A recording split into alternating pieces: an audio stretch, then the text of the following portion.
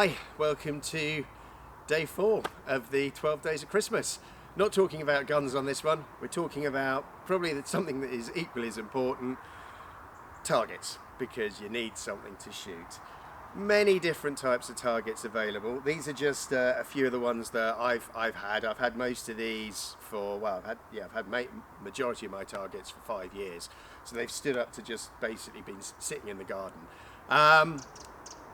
Highly recommend getting down to your local brick and mortar. Once again, I got all of these from Leicestershire Air Guns over the years.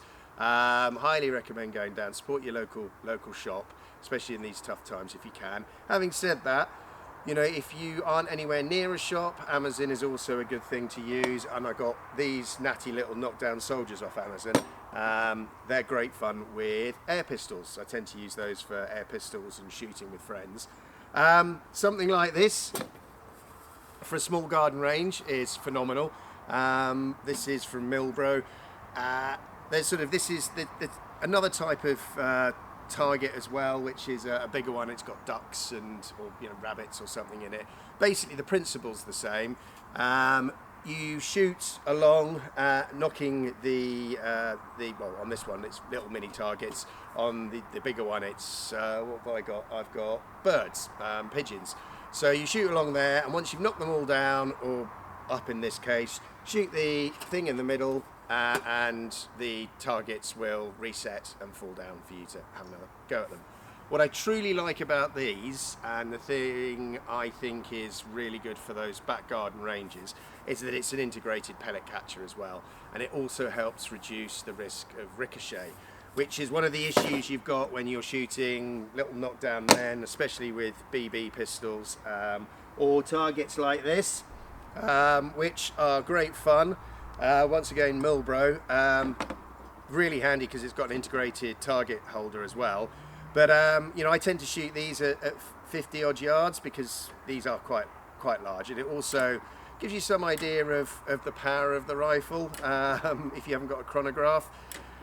It is reasonably stiff, this one. It locks in place. It needs a little bit of WD-40, I think. As I say, I've left these outside for years. But these are, especially at longer ranges, these are great fun.